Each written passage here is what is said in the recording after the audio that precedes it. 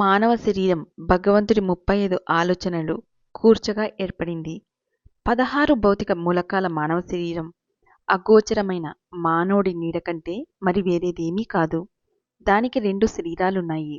విద్యుచ్ఛక్తి లేదా ప్రాణశక్తి ప్రవాహాలతో తయారైన సూక్ష్మరూపం ఒకటి, భావనలతో తయారైన కారణ శరీరం ఒకటి. మీ సూక్ష్మ శరీరపు వెలుగు రూపం 19 తత్వాలు కలిగి ఉంటుంది. మీ సూక్ష్మ శరీరాన్ని తయారు చేసిన 19 విద్యుత్ మూలకాలతో ప్రాణతత్వాలకు సంబంధించిన 19 భావనలు, మీ భౌతిక శరీరాన్ని తయారు చేసిన 16 స్థూల భౌతిక మూలకాల తాలూకు 16 భావనలతో కలిసి తయారైంది. భగవంతుడు ఇనుమును, పొటాషియాన్ని ఇంకా ఇతర రసాయన మూలకాలను ముందుగా ఒక భావనగా సృష్టి చేశాడు. తరువాత ఆయన వాటిని మీ భౌతిక శరీరాన్ని తయారు చేయడం కోసం ఘనీభవింపచేశాడు. మీ నిజమైన మీరు అగోచరమైనది, ఎందుకంటే మీ భౌతిక శరీరము అదేవిధంగా ఈ సృష్టిలోని ప్రతిదీ మొట్టమొదటగా ఆలోచనలో పుట్టాయి.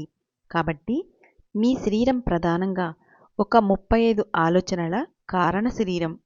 ఇది 19 తత్వాల వెలుగు ప్రకాశాల సూక్ష్మ శరీరంలో ఉంది. ఈ సూక్ష్మ శరీరం 16 రసాయన మూలకాలతో తయారైన భౌతిక శరీరంలో పెట్టబడి ఉంది. మీరు మరణించినప్పుడు కనబడే ఈ భౌతిక శరీరం మాయమవుతుంది. కానీ కనపడని ఆత్మలో ఉన్న సూక్ష్మ శరీరం మీకు వాస్తవమై ఉంటుంది. మీరు మీ సూక్ష్మ రూపాన్ని ఎరిగి ఉంటారు.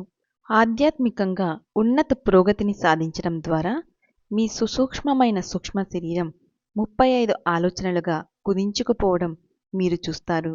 ఆ 35 ఆలోచనల వెనుక ఉన్న మీ చేతనే యథార్థమైనది. ఎందుకంటే మీ చేతన లేదా ఆత్మ భగవంతుడి విశ్వ చైతన్యపు ఒక అగ్నికణం. సినిమా చూస్తున్నప్పుడు మీరు తెరపైన అనేక చిత్రాలను చూస్తారు. కానీ మీరు పైకి చూస్తే ఈ చిత్రాలన్నింటినీ బహిర్గతం చేస్తున్న ఒకే ఒక కాంతిపుంజాన్ని చూస్తారు.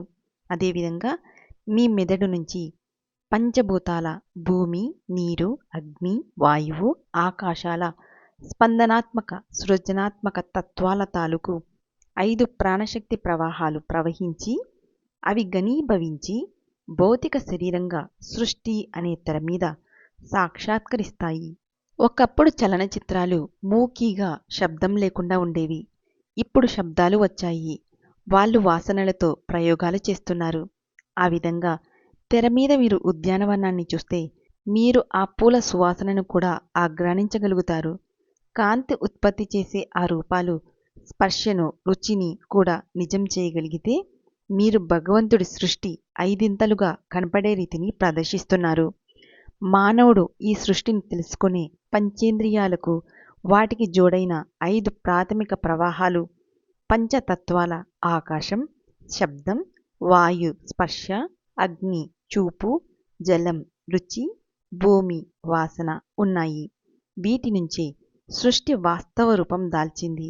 ఒకనాటికి ఈ సృష్టి యావత్తు ఒక రకమైన చలనచిత్రంలా పంచేంద్రియాల గ్రహింపు సామర్థ్యానికి నిజమనిపించే వెలుగు రూపాలుగా మీకు కనపడుతుంది.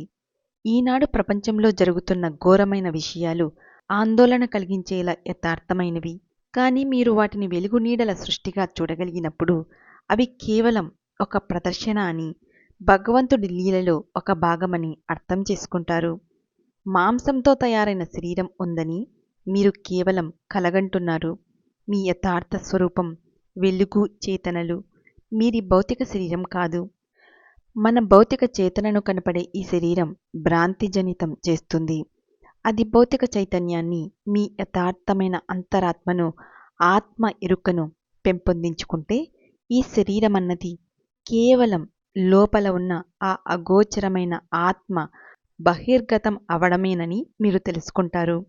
అప్పుడు ఈ శరీరంతో మీరేం కావాలన్నా చేస్తారు.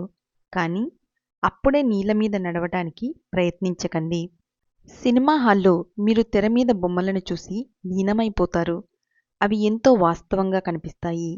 ఆ చిత్రాలు ఎక్కడ నుంచి బహిర్గతం అవుతున్నాయో మీ పైనుంచి పడే ఆ వెలుగును మీరు ఎరగటం లేదు. కానీ మీరు కనుక పైకి చూస్తే అగోచరమైన దాని నుంచే గోచరమవుతున్నది వస్తున్నట్లుగా చూస్తారు. తెర మీద కనపడుతున్న చిత్రాలన్నీ ప్రొజెక్షన్ బూత్ నుంచి వచ్చే ఒకే కాంతి నుంచి వస్తున్నాయి. కాంతికి చిత్రాలకు మధ్య తేడా ఏముంది? కాంతే గనక లేకపోతే చిత్రాలు రూపం ధరించేవా? అదేవిధంగా అగోచరుడైన మానవుడే ఆత్మ లేకుంటే కనపడుతున్న మానవుడు ఉండేవాడు కాదు. ఆత్మ భౌతిక రూపాన్ని విడిచినప్పుడు శరీరం విచ్ఛిన్నమవుతుంది. ఎవరైతే కనపడని మానవుడికి మధ్యనున్న సూక్ష్మమైన సంబంధాన్ని అర్థం చేసుకోగలుగుతారో వాళ్ళు కోరుకున్నట్లుగా భౌతిక శరీరాన్ని సాక్షాత్కరింప చేసుకోగలరు. పరిణామ క్రమంలో పురోగమించినప్పుడు మరింత ఎక్కువగా మనం నిజంగా అగోచర మానవులం లేదా ఆత్మలమని తెలుసుకుంటాం. Thank you.